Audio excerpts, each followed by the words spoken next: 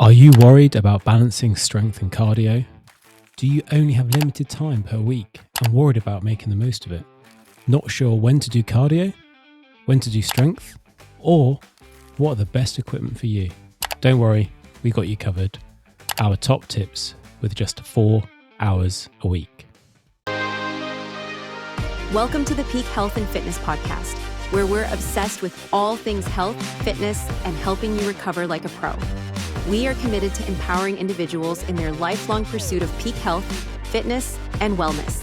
Our passion for well-being drives us to support and inspire our customers on their unique journeys. We're here to share our passion and help you reach your peak.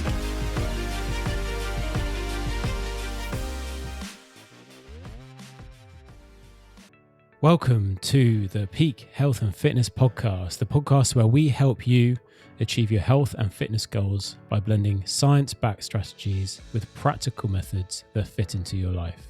Today's episode is all about unlocking peak performance by balancing strength and cardio. I'm going to show you how to achieve your incredible results, stronger muscles, better endurance, and improved energy whilst only training 4 hours a week.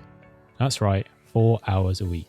If you've ever felt like you had to choose between being strong or being fit, or if you stuck between the cycle of burnout or plateauing with your workouts, stick around.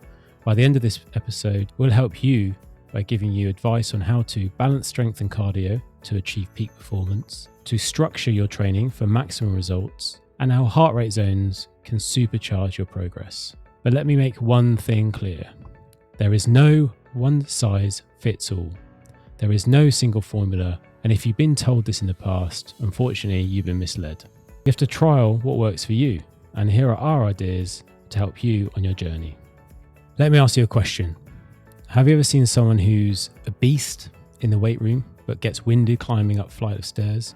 Or maybe a friend who's a runner but struggles to lift their own body weight for a pull-up? These are classic examples of imbalance. Most people fall into one of these two camps.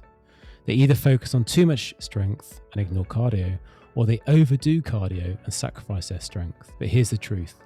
When you balance strength and cardio, they don't compete with each other, they actually amplify each other. A stronger body can run faster and longer. A fitter cardio system can help you lift heavier weights. It's not about choosing between one or the other, it's about creating a balance and a synergy. So let's break it down. Why does balance actually matter? Well, the human body is actually built to adapt. Strength training and cardio can tap into two different systems in your body. So strength training builds your muscles and increases your power by focusing on anaerobic system, so short bursts of energy. Cardio actually works your aerobic system, improving your heart and lung capacity for sustained effort, but only if you focus on the right heart rate zones, which we'll talk a little bit about later. When you're ignoring one of these systems, you're creating weaknesses. For example, too much cardio can lead to muscle loss, while focusing on only weights can lead to poor endurance and cardio health.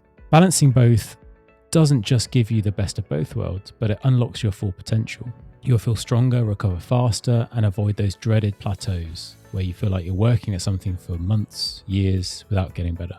So, 4 hours, our 4-hour weekly plan. Here's where things get exciting. So you don't need endless hours in the gym to achieve balance. You can only do it at 4 hours a week. You can train smarter, not harder, and get phenomenal results with just 4 hours. Let's break it down. Number 1, 2 strength sessions, 45 minutes each. Focus on compound lifts like squats, deadlifts, and pull-ups. These work multiple muscle groups at once. Aim for 4 to 6 sets per exercise with a progressive overload. This gradually increases the weight over time and gets stronger. At the end of each session, add a metabolic finisher like a sled push, kettlebell swing, or burpees. Do this for 5 minutes to boost your heart rate and burn additional calories. Number 2, cardio sessions. So 2 cardio sessions, 45 minutes each. These sessions are all about heart rate zones. Let me explain. Your heart rate zones are like speed limits for training. They ensure you're working at the right intensity for your goals.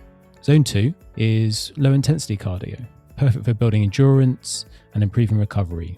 Examples of this are brisk walking, low intensity cycling, or rowing. This is when you can hold a conversation for a while and actually you can go for a long time. Whereas zone 4 or 5 is high intensity cardio. So that's great for improving speed and power. Examples of this are sprints, HIIT workouts, or hill repeats. One session focuses on zone 2 for 45 minutes, while the other alternates between zone 4 and zone 2 in intervals. For example, 2 minutes hard effort and then 2 minutes recovery, zone 1 and zone 2.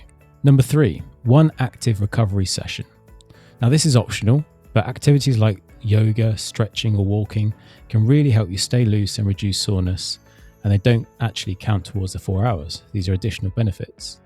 There's been more research recently over the past few years that active recovery can really enhance your recovery for the next session. The power of heart rate zones.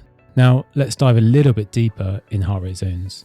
So tracking your heart rate doesn't just become important for marathon runners or pro athletes. It's one of the simplest and most effective ways to make sure your cardio training is working. One of the common misconceptions is that if you have limited time, let's say 4 hours a week, you always need to be in HIIT workouts or high intensity to push your max heart rate. It's important to know that there's 5 heart rate zones, but for most people, zone 2 and zone 4 are the most important. So zone 2 is your fat burning zone. So this is where training builds endurance and helps you recover faster from tough workouts. Whereas zone 4 is your performance zone. This is where you really push yourself to improve power, speed, and it's also important to have recovery after these sessions. You can track these sessions and these zones using a fitness watch, heart rate monitor, or even apps that sync to your devices. And this is key to alternate between these zones so your body stays challenged but not overworked. So let's recap. Balance your training by combining 2 strength and 2 cardio sessions per week. Use progressive overload for strength and target your heart rate zones for cardio, and train smarter by focusing on quality and not quantity. So here's my challenge for you. Over the next 4 weeks, try this method and see how it transforms your energy, fitness, and performance. And remember, you don't need to spend hours in the gym. With just 4 hours a week, you can unlock your peak potential.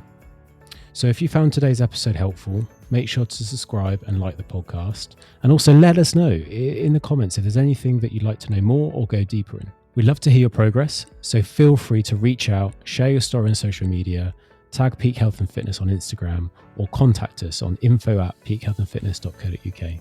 Finally, before we sign off, here's our top product recommendations. We work very closely with MyoStrength and Attack Fitness. We're one of the top providers in the UK for strength equipment, gym equipment, and cardio equipment, and they offer a wide range of this. So why not try the Attack Fitness Air Attack Air Bike? This is an effective equipment for full body cardio session, or the Attack Fitness Run Curve Treadmill for a low impact active recovery session. Or what about the Attack Fitness Cast Iron Kettlebell set for functional strength training? Or even the MyoStrength Rubber Dumbbell set, which allows a versatile weightlifting option for those looking to work up from smaller, lesser weights to stronger, bigger weights. So thanks for tuning in. See you next time. And remember, balance is key to unlocking your best self. Thanks for tuning in to the Peak Health and Fitness podcast. If you enjoyed this episode, share with a friend or family member, hit that subscribe button so you don't miss an episode, and head over to our website, peakhealthandfitness.co.uk, for all your health and recovery needs. Stay healthy, stay fit, and we'll catch you on the flip side.